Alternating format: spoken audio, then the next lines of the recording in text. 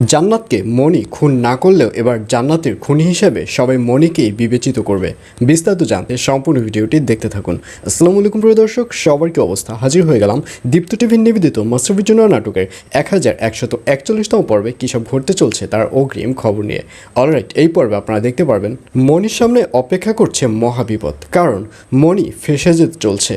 কারণ মনিকে দেখা যাবে সে জান্নাতকে ওভাবে দেখে জান্নাতের কাছে যাবে এবং দেখবে জান্নাতের দুহাতের রক্তমাখা, এবং এক পর্যায়ে জান্নাতের পেটে গুলির একটা চিহ্ন দেখতে পারবে। আর এটি দেখে সাথে সাথে মনিকে দেখা যাবে সে নায়লাকে ফোন করবে, এবং নায়লাকে ফোন করার সাথে সাথে নায়লা এবং নায়লার যে দলের লোকজন রয়েছে সবাই ওখানে চলে আসবে। কিন্তু দুর্ভাগ্যবশত মনির হাতে ওই সামির সাহেব যে পিস্তলটি দিয়েছিল ওই পিস্তলটি মনি মনের ভুলে তার হাতেই রেখে দিবে, এবং এক পর্যায়ে নায়লা মনিকে জিজ্ঞাসা করবে যে পিস্তল মনির হাতে কিভাবে এলো। তখন মনি বলবে একটা অচেনা লোক আমার হাতে এই পিস্তলটি ছুঁড়ে মেরেছিল আর আমি তাকে চিনতে পারিনি। আর এইসব কথা শুনে নায়লা কোনো কথাই বিশ্বাস করতে চাইবে না। নায়লা একদম শিওর ভেবে নেবে যে এই পিস্তল দিয়ে মনি জান্নাতকে খুন করেছে। আর অন্যদিকে সামিরকে দেখা যাবে সে জান্নাতকে গুলি করে সেবার জান্নাতের মার কাছে ফোন করবে, অর্থাৎ সৎ মার কাছে ফোন করবে। তাকে ফোন করে বলবে অপারেশন সাকসেসফুল।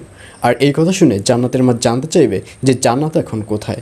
তখন সামির সাহেব বলবে জান্নাতকে তো গুলি করে দিয়েছি, হয়তো মারা গেছে। এই বলে ফোনটি কেটে দিবে সামির সাহেব, এবং এক পর্যায়ে জান্নাতের মা কথাটি শুনে অনেক বেশি ভয় পেয়ে যাবে। জান্নাতের মা ভাববে যে এখন আমি কি বলবো। জান্নাতের বাবা যখন জানতে পারবে যে জান্নাত মারা গেছে তখন জান্নাতের বাবার তো মাথাই ঠিক থাকবে না। এইসব নিয়ে একটা দুশ্চিন্তার মধ্যে ভুগতে দেখা যাবে জান্নাতের মাকে। আর অন্যদিকে আলিয়াকে দেখা যাবে আলিয়ার যত চক্রান্ত রয়েছে সব কিছু প্রয়োগ করেও যখন সাপোর্ট পায়নি তখন রুনাদের বাড়ি থেকে চলে যাবে, এবং আলিয়া যখন চলে যাবে তখন সীতারা আলিয়াকে এগিয়ে দিয়ে আসবে, এবং এগিয়ে দিয়ে যখন বাড়িতে ফিরবে তখন আয়নকে দেখা যাবে সে দরজা খুলবে। দরজা খুলে বলবে কী ব্যাপার দাদু ভাই, তুমি এখন এত রাতে কোথা থেকে আসলে? আর এই কথা শুনে সীতারা বলবে ওই তো একটু পার্কে ঘুরতে গিয়েছিলাম, হাঁটতে গিয়েছিলাম বলতে পারো। আর এই কথা শুনে অবাক হয়ে যাবে আয়ন বলবে পার্কে তুমি হাঁটতেও যাও, কবে থেকে এগুলো শুরু করলে? আর এই কথা শুনে সীতারাকে দেখা যাবে তার মন মেজাজ খারাপ হয়ে যাবে, কারণ এমনিতেই তো তার যে সঙ্গী ছিল আলিয়া তাকে সে এগিয়ে দিয়ে এসেছে।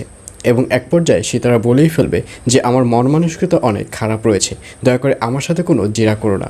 এই বলে ওখান থেকে চলে যাবে সীতারা। আর এছাড়াও থাকবে আর আশ্চর্য সকল ঘটনা। সুতরাং সবাইকে মাস্টারপির জন্য নাটকের আগামী পর্ব দেখার আমন্ত্রণ রইল।